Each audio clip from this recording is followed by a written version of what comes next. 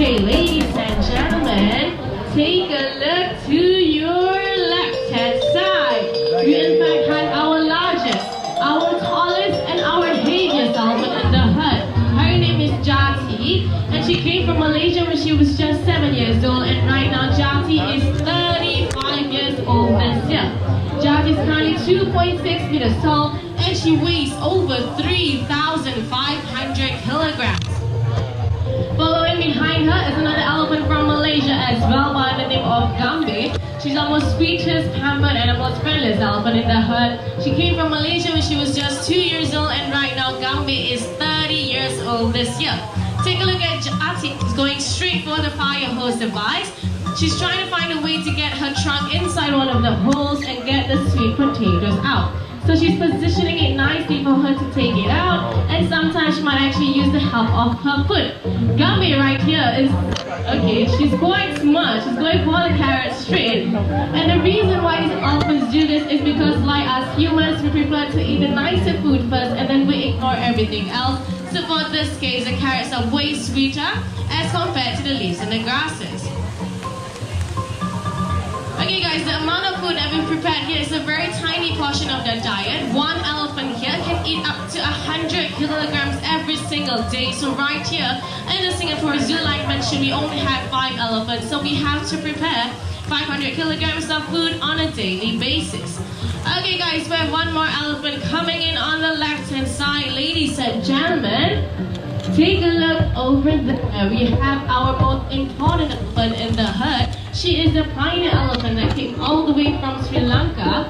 First ever batch of elephants to come to the Singapore Zoo in 1975. She is the oldest elephant here as well as in the night safari. Ladies and gentlemen, let us give a huge welcome to Komali right here. Come on, huge round of applause. Okay guys, so Komali is a majestic looking elephant. She's currently 49 years old this year. And the reason why she's the most important elephant in the herd is because she is a matriarch, which means that Komali here is the boss and she is the leader of this entire herd. And all of the elephants here, they respect her a lot and they are all very submissive towards her. Take a look by her ears and also by her trunk. She has a lot of white pigmentation or white spots. This is actually a very unique characteristic of the Sri Lankan elephant.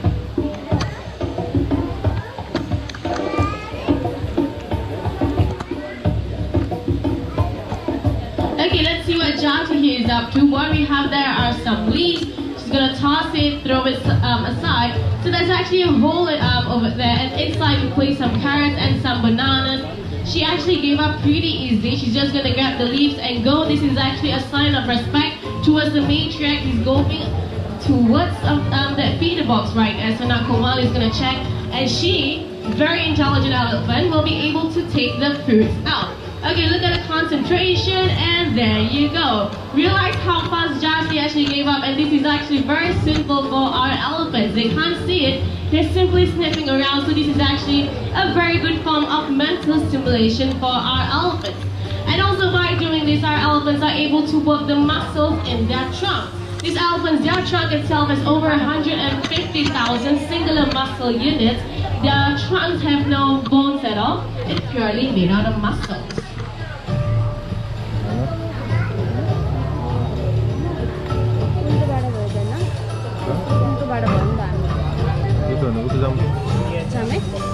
Okay, so in the herd, the only elephant that's very close to Komali right here, our matriarch, is Jati.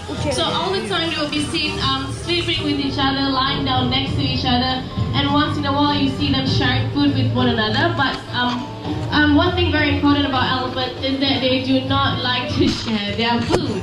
So that's why Jati is over there by her own corner. She's munching on her food and she's trying to protect it from Gambe right here.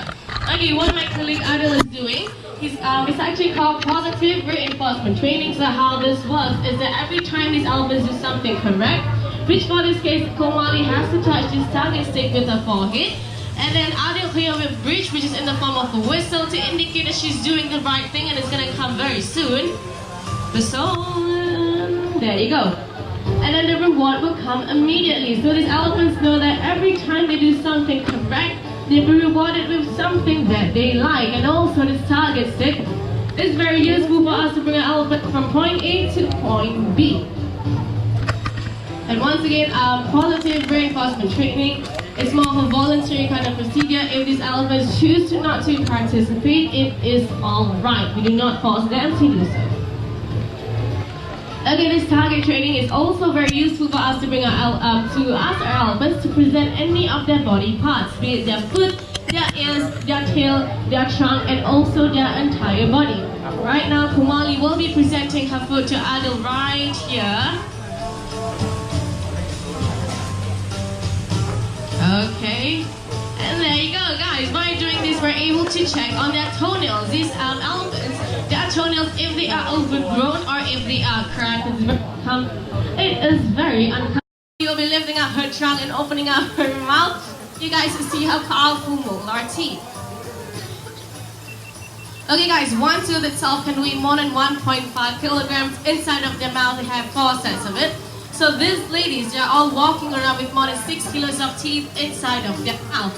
And also their tongue itself, once Kumali lifts up her trunk again, take a look at that tongue. Their tongue itself can weigh up to 10 kilograms. So the total weight that's inside of their mouth is about 16 kilograms.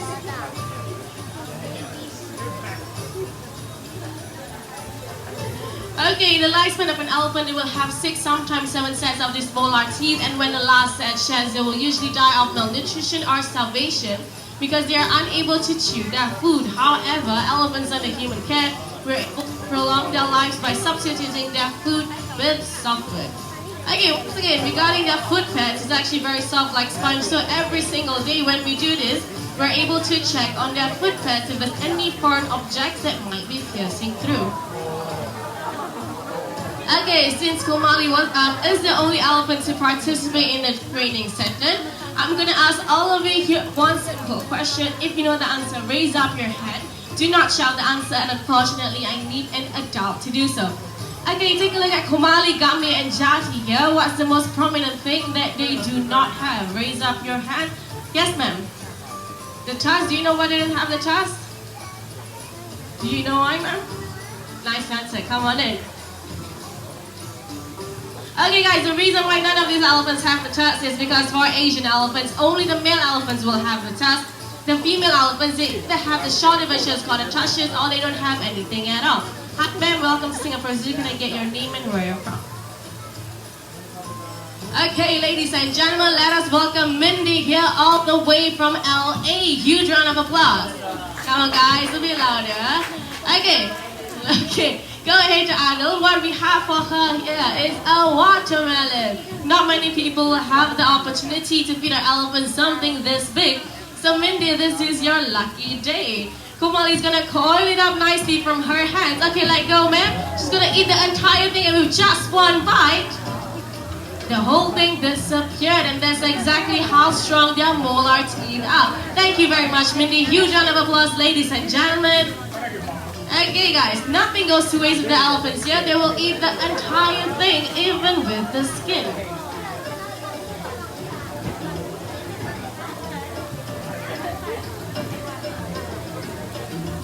Okay guys, there's actually 2 simple ways to differentiate between an Asian and an African elephant. The first way is to spot their ears.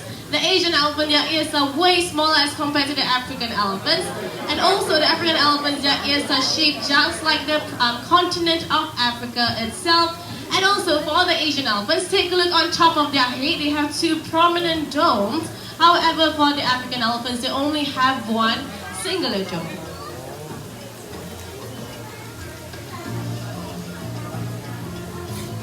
Okay, Kumali is taking her own sweet time to eat her watermelon. Let's see if she's gonna go ahead to Adil right there, and there you go. Nicely done. Okay, now that she's very close to you guys, so you can see the white pigmentation I was talking about over by her ears and over by her trunk. This is actually a very unique characteristic of the Sri Lankan elephant.